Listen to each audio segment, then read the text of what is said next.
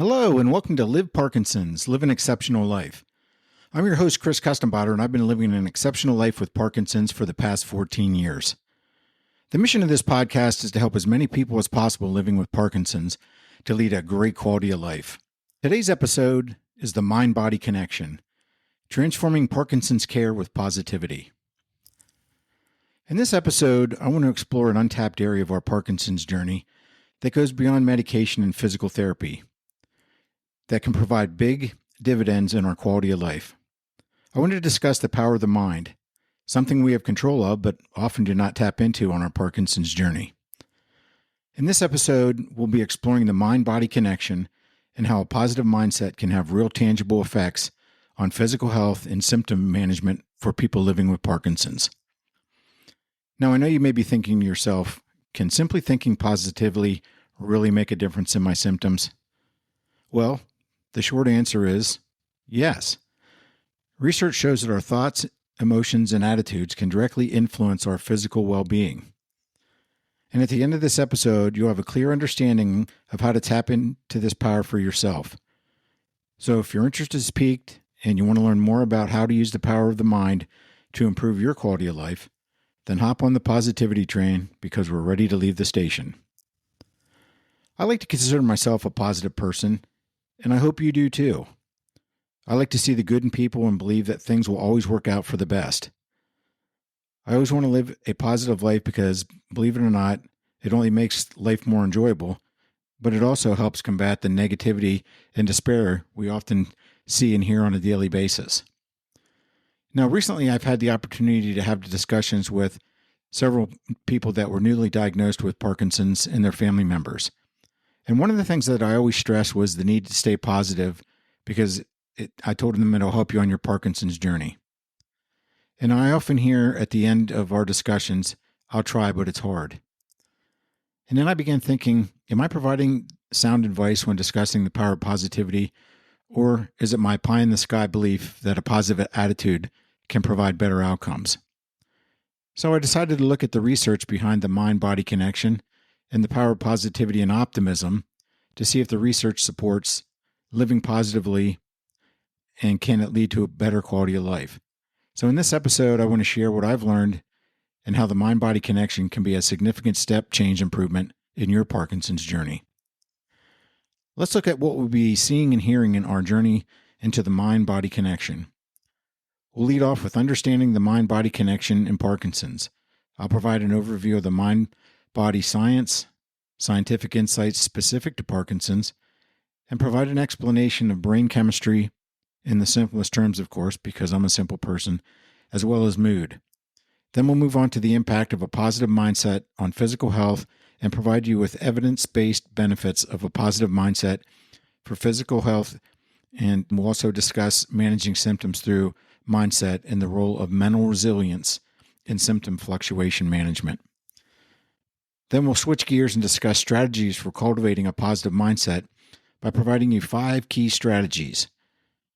Then to show actual benefits of the mind-body connection and what positivity's role is in that, I wanted to share real-life stories and examples to reinforce how the mind-body connection can play a key role in your journey.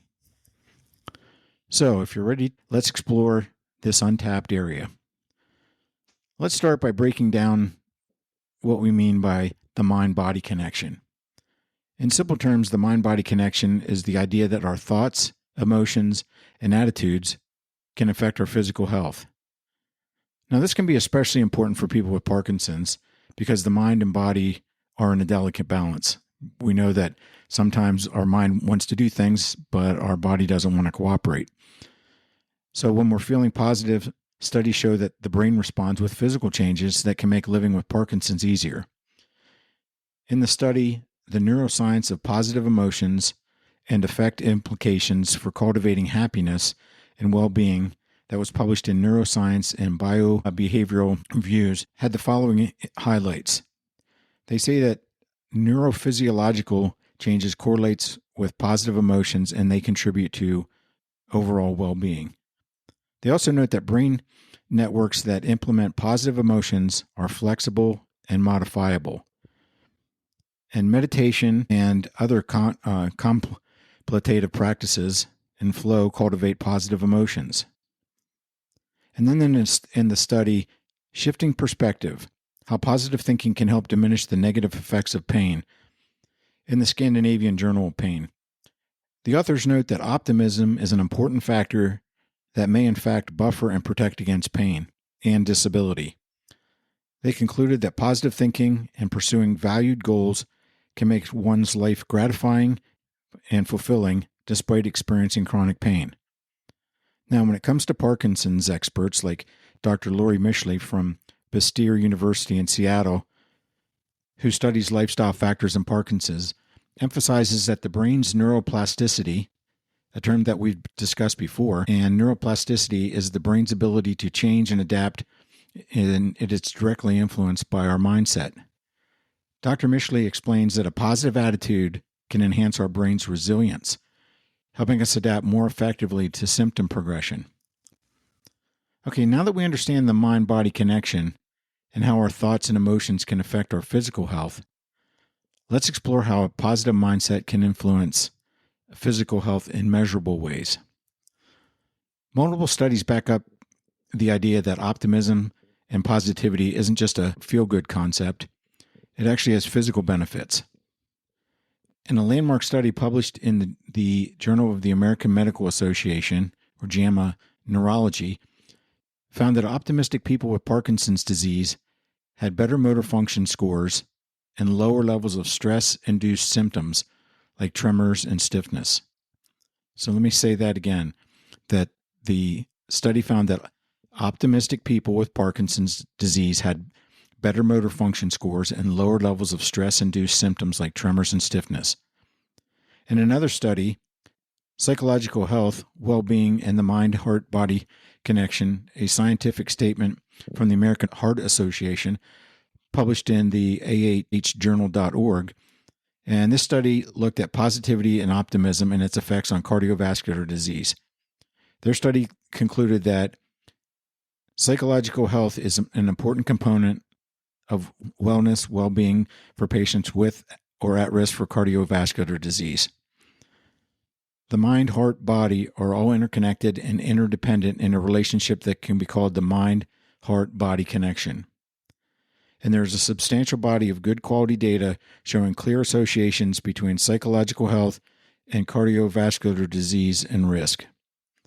And there is increasing evidence that psychological health may be causally linked to biological processes and behaviors that contribute to and cause cardiovascular disease. Finally, to illustrate optimism and positivity's effect not only on mental health but physical health as well, a study, Optimism and Its Impact on Mental and Physical Well-Being, published in the Journal of Clinical Practice in Epidemiology in Mental Health, and the study authors concluded that optimism is a tendency to expect good things in the future. It's apparent that optimism is a mental health attitude that heavily influences physical and mental health, as well as coping with everyday social and working life.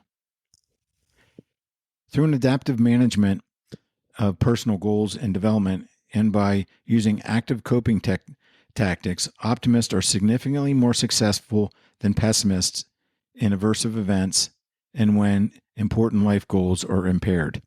So, of course, with Parkinson's, a lot of times our life goals are impaired because of some of the things that we're, as our disease progresses, we're not able to do. So if we apply the findings, Parkinson's would fall under aversive events where life goals are impaired, and using optimism should help in the journey. Now, these studies show the connection between optimism and positivity, not just on mental health, but also provide physical benefits. Now, in addition, in the case of Parkinson's, maintaining a positive outlook can lower cortisol levels, which can, in turn, lower inflammation and ease some symptoms. Lower cortisol levels means less stress, and as Dr. Mishley says, stress is fuel for Parkinson's progression. Reducing it can lessen the severity of symptoms and give you a little more control over your body. Speaking from personal experience, when I get into stressful situations, my tremor gets worse and it's harder to control, and my walking gets poor. So when I feel like I'm getting stressed, I use positivity and optimism along with some specific strategies, which we'll be discussing shortly. To support the idea that positivity and optimism can have beneficial effect on our quality of life, several studies were conducted that support this notion. In a study, optimism moderates the effects of specific negative illness perceptions on well-being in Parkinson's disease, and they found that optimism can help protect against the negative effects of illness perceptions, leading to better mood and overall quality of life. And then in the study, dispositional optimism, depression, disability, and quality of life in Parkinson's disease, they found that higher levels of optimism were associated with better mental health and quality of life, even after controlling for disease severity. And then finally, a study called Optimism, Pessimism, and Locus of Control on Disability and Quality of Life in Parkinson's Disease found that low optimism or high pessimism was associated with reduced quality of life in Parkinson's disease. So people that were not very optimistic but very pessimistic, it was associated with a reduced quality of life in terms of their Parkinson's disease. And then these studies are powerful reminders that while Parkinson's is often unpredictable, there are ways we can influence how our bodies respond to it.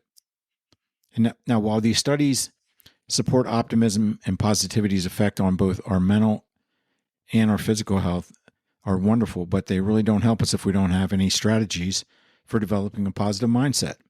So let's turn our attentions and try to figure out, how do we harness positivity to give us a better quality of life?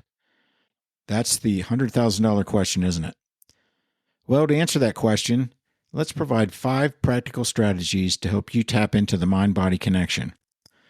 Now, I've actually used all 5 of these, either used or tried all 5 of these strategies. So as I'm talking through these, I'll share my personal experiences with each one for reference. Now, the first one is mindfulness and meditation. And let's start with mindfulness first. If you're like me, you may be thinking, mindfulness? What's that? I know I did. Sounds metaphysical or something. Mindfulness is the practice of being fully present in the moment without judgment. Well, that sounds great, doesn't it? What does that mean?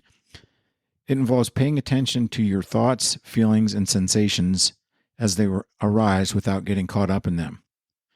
So let's give you some examples of how to practice it. But before I do that, I wanted to real quickly say that if you're getting anxious or stressed, essentially what mindfulness is doing is focusing on things in the present moment so that you're not focusing on your stress and anxiety. So you may say, wow, that person has a really interesting suit on. Or, wow, look at that bird. Isn't that bird really pretty? Look at the colors. So you're focusing on and staying in the present moment. So let's give you some examples of how to practice mindfulness. First one is mindful breathing. And what you want to do is focus on your breath, paying attention to the sensation of the air moving in and out of your nostrils. So you want to breathe slow and focus on the air coming in and out of your nostrils as you breathe. And that's going to help to reduce your stress and anxiety levels, because you can't be anxious and happy at the same time. And one of the things I learned, that the difference between anxiety and excitement, you talk about these thrill seekers that maybe you look at bobsledders or these people that jump off these high diving off these cliffs, their adrenaline's pumping and they have the same sensations as someone with anxiety and panic, but they look at it as excitement versus the other person's looking at it as a negative connotation. Like, oh, I can't breathe, or I feel like I'm going to pass out, or all those particular body feelings. The next type of mindfulness practice is called body scan meditation. And that's just where you bring your attention to different parts of your body, noticing any sensations without judgment. So you might say, my knee feels funny, but you're not judging it. And you slowly move up and you just pay attention to different parts of your body and noticing any different sensations that you have. Are my fingers tingling? Those type of things. And then mindful eating. So pay attention to the taste, the smell, and the texture of your food as you eat it. So if you're eating slow and you're focusing on that, you're helping to stay in the present moment. And then the same with mindfulness walking. Focus on the sensation of your feet touching the ground, the rhythm of your breath, and the sights and sounds around you. So essentially mindfulness is just trying to stay in the present moment and not have these negative thoughts like, what if this happens? What if that happens? What am I going to do? I need to run. I need to do all those things. So by staying in the present moment, you're helping to calm your body down, and you're focused on what's going on around you rather than letting your thoughts race into negative thoughts. So mindfulness is a skill to help you reduce stress and anxiety, and it does take practice. So don't be discouraged if your mind wanders at first. Just, bring your attention back to the present moment. Now, I've talked about this before, but I've had anxiety in the past and panic attacks, and mindfulness has been very successful in helping me manage anxiety and panic attacks. So instead of like, what if I can't breathe, or what if I have to get out? So I stay in the present moment and I focus on breathing and what's going on around me. So I might say to myself again, what is that person doing? That's an interesting shirt. So by doing this and staying in the present moment, the anxiety would often dissipate and go away. So I highly recommend it. Now, the other practice is practicing patience and consistency, and you want to use it successfully when you're feeling anxious or stressed. So if you feel your stress level starting to rise, then make sure that you stay in the present moment. So how is mindfulness different from meditation? While they're closely related concepts, they're not exactly the same. So meditation is a practice that involves training your mind to focus and redirect your thoughts. Now, there are several techniques that you can use to meditate, like focusing on your breathing, repeating a mantra like, I am calm and relaxed, or visualizing a peaceful scene. So when people meditate, they're going to sit quietly. They're going to close their eyes. They're going to start to calm their body down, and then either, again, focus on your breathing, in that your whole attention is on your breathing. If thoughts come into your head, you just let them, you recognize them and just let them go and float out the other side. And then same with repeating a mantra. You're focusing on your mantra, I'm calm and relaxed. And if other thoughts come into your head, you do the same thing. You acknowledge them and then just let them go. So the focus of meditation is on a specific area, like focusing on your breath or a mantra, where mindfulness is learning to stay in the present moment. So both practices are highly successful, and the goal of meditation is to achieve a state of mental clarity and inner peace. And it's a form of practice that's, again, I mentioned earlier, is typically done in a quiet setting where mindfulness can be done anywhere. So you might, if you're walking down the street and you start to get anxious, you just stay in the present moment. You look at the color of the grass or wow, that's a pretty blue sky, and you notice those things. So that can be done anywhere. Where meditation, you typically spend 10 to 15 minutes in a quiet place, focusing on either the breath, the mantra, or the visualizing something peaceful. Now, I've done both, and I'll be completely honest with you. I have tried meditation, and for me it's hard because my mind always is thinking of different things. Now, I've read several books on meditation and taken an online course on Udemy, and my biggest problem is I'm not consistent with it.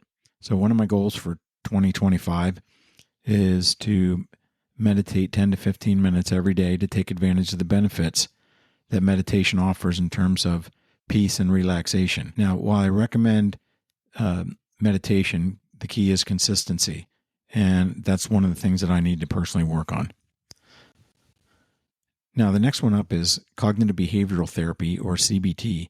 And this is one of my personal favorites and helped me overcome my anxiety and panic attack issues. So they really don't affect me much anymore. I actually did another podcast on CBT called Parkinson's and Anxiety, How Cognitive Behavioral Therapy Can Take Back Control. So if you're interested in learning more, check out that podcast. So what exactly is CBT, or cognitive behavioral therapy? It's a powerful tool that helps you reframe negative thought patterns. Dr. Laura Marsh, a neuropsychiatrist specializing in Parkinson's at Baylor College of Medicine, explains that CBT allows patients to counteract feelings of hopelessness, by challenging these beliefs and replacing them with positive, realistic ones. And that's what I learned while doing CBT. Often we create anxiety and panic because we generate thoughts that are negative and are often unrealistic. In fact, most of the time we make things up in our mind that aren't really true, but we keep reinforcing that. So I learned to retrain my brain to reframe the negative thoughts into positive ones, and it's made my life so much better. And one of the ways to do that is to start a journal where you can actually, every time you think of a negative thought, write the negative thought down and then reframe it into a positive thought. That's the best way to do it. And you just keep practicing and practicing, and it's definitely going to pay big dividends. Now, I highly recommend CBT for anyone suffering with anxiety and panic. It changed my life for the better.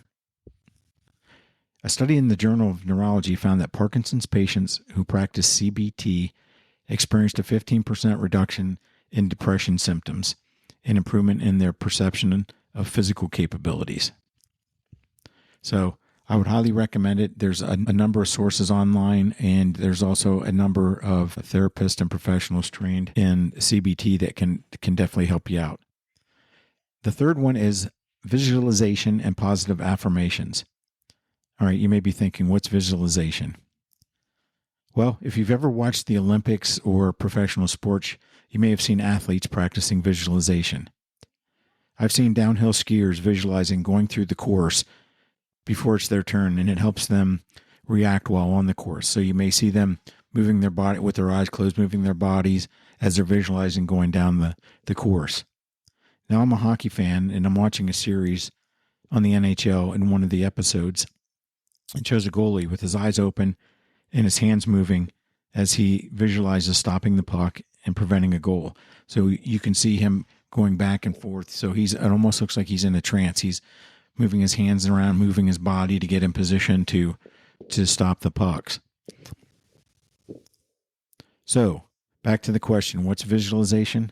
It's a technique that involves using your imagination to create mental images or scenarios.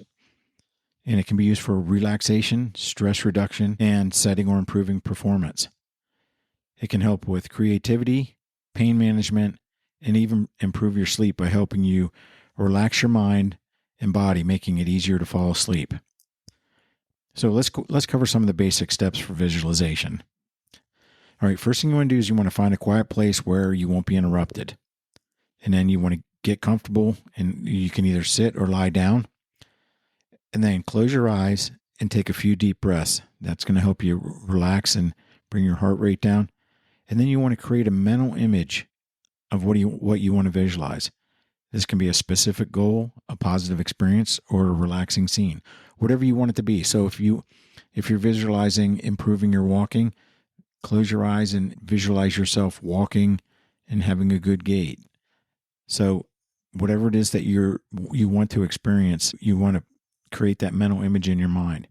And then you want to use all your senses to make the image as vivid as possible. So imagine what you would see, hear, smell, taste, and feel in the situation. So maybe you want to visualize yourself overcoming some social anxiety, and you close your eyes and you visualize yourself going into a group with other people, and what does it look like? What are the smells? What are the sounds? And then you want to focus on that image and let it fill your mind. And then maintain your focus for a few minutes. So keep focusing on whatever it is that your mental image is. And then when you're finished, take a few deep breaths and slowly open your eyes. So that's a visualization, and that's another way to help create positive thoughts in a positive mindset. Now, the other one is practicing positive affirmations daily, such as, I am strong, or I can manage today, or it's going to be a great day. That helps the brain start to believe in these truths, even on tough days. So if you start out and say, I'm going to have a great day, and it's the old saying, what your mind can conceive, your body can achieve. So I always like to start out the day on a positive note by saying some positive affirmations. Next up is social support and connection. Now, a positive social network is crucial. According to the study in 2023 in Social Science and Medicine, social interaction can lower stress levels and create a more positive mental outlook, which then leads to less perceived physical pain. So it's important to stay connected to friends, family, and get involved in social groups. It prevents social isolation, but it also gives you a sense of purpose, commitment, and a better quality of life. So whether it's you're going to a Parkinson's support group, or whether you're part of a chorus, or you play an instrument and you join the band, or you like to go and do artwork with friends and family, that it doesn't matter. Just try to make sure that you stay actively involved. And when you're around positive people, then you tend to be more positive as well. Because typically what happens is when, negativity tends to breed negativity. So I always try to surround myself with positive people and positive things. All right. And finally, physical activity as a mood booster. So last but not least, by any means, is exercise. Yes, I said that dreaded word, exercise. Okay, physical activity if you don't like the word exercise. Physical activity doesn't just strengthen the body, it also improves your mood and your mental clarity. And regular movement, even gentle exercise, increases dopamine production, which can improve your motor function and boost your mood. Studies show that just 30 minutes of activity or exercise 3 times a week can create a 25% improvement in mood and energy levels for people with Parkinson's, according to the American Parkinson's Disease Association. So, what does that mean? Get those sneakers on, lace them up, and find a friend and start walking, or do some other type of physical activity that you enjoy. Remember, consistency is key. Now, before we get into our next section, I wanted to share an offer from Audible. And if you're not familiar with Audible, they're your one-stop source for audio entertainment. They offer an incredible selection of audiobooks across every genre, from bestsellers to new releases, celebrity memoirs, motivation, health and wellness, business, and more. The Audible app makes it easy to listen anytime, anywhere, whether you're traveling, cooking dinner, or just relaxing on the beach. Or you may be just going for a walk. Now, new members can trial Audible for free for 30 days and get a free audiobook. Now, for a feel-good, optimistic book, I recommend A Funny Thing Happened on the Way to the Future by Michael J. Fox. And for understanding more about Parkinson's disease, I recommend 10 Breakthrough Therapies for Parkinson's Disease by Dr. Michael Oken. To take advantage of the free 30-day trial and free audiobook, visit audibletrial.com/thrive. That's audibletrial.com/thrive, and I'll leave a link in the podcast description. Now, for complete honesty and transparency, if you sign up for the free 30-day Audible trial and free audiobook, Audible pays me a small commission, which I use to support this podcast. So if you decide to take advantage of the 30-day trial and free audiobook, thank you for supporting this podcast. All right. Now, it's great that we learned about the mind-body connection and how positivity and optimism can provide not only mental and emotional benefits, but physical benefits as well. Now let's turn our attention to some real-life examples to show you how putting what we discussed and how that can help you with your Parkinson's journey. Meet John Capone. John was diagnosed with young-onset Parkinson's disease, and despite facing physical, mental, and financial challenges, he remains incredibly positive and determined. He actively uses social media to spread awareness about PD and supports others going through similar experiences. His positive outlook and social media activity even landed him a role in an upcoming movie, playing a man with Parkinson's disease. John's story demonstrates how a positive attitude can empower individuals with PD to live fulfilling lives and make a difference in the world. Next up is Tim Hague Sr. Now, I had the opportunity to hear Tim speak at a Parkinson's symposium hosted by the University of Maryland. He was diagnosed with early onset Parkinson's at the age of 46. Tim embraced perseverance and positivity. Despite his condition, he won the inaugural The Amazing Race Canada alongside his son. Tim's mindset and determination are testament to the power of optimism in overcoming the challenges that they faced and improving his motor skills. It was a true inspirational story. Next up is Doug Picard. He was featured in Davis Finney Foundation's Moments of Victory.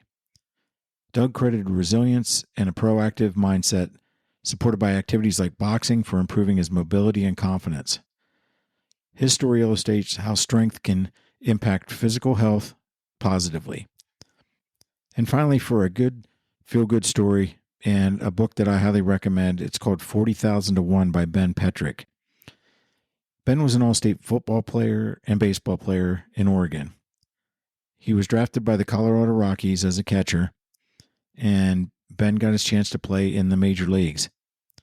He began noticing a tremor in his hand. He talks about catching for Randy Johnson. If you remember Randy Johnson, he threw over 100 miles an hour.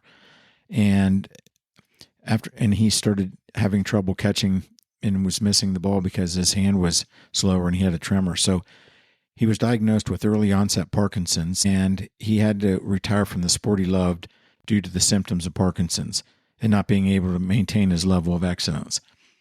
And Ben's dad also had Parkinson's. Now today, Ben has a website and a blog called Faith in the Game. I highly recommend his book and his website. It'll give you motivation to press on with positivity in your Parkinson's journey. So let's recap. The mind-body connection isn't just a nice idea. It's scientifically supported and practical. We know that a positive mindset can reduce stress, ease symptoms, and help us better manage Parkinson's. By incorporating mindfulness, CBT, visualization, social connection, and exercise, those are the 5 strategies, you can start to harness this powerful connection. As a next step, I encourage you to choose one strategy from today's episode. Try a 5-minute mindfulness practice. Reach out to a friend or set a goal for daily movement. Or try maybe you make a commitment to do a cognitive behavioral therapy. So small actions can lead to big changes over time. So don't underestimate the power of starting small. Now, thank you for joining me today on this episode. Now, if you enjoyed this episode, please subscribe and share it with others who may benefit.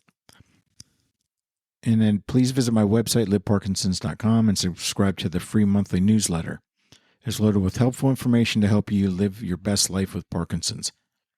And there's also other valuable free resources on there as well, and articles to help you live a great quality life.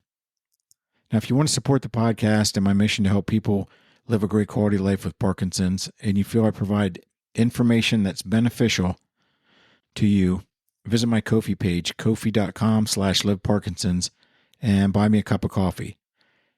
Thanks you again for listening, and I hope to see you all on future podcasts. I hope you all have a spectacular day. Thanks again.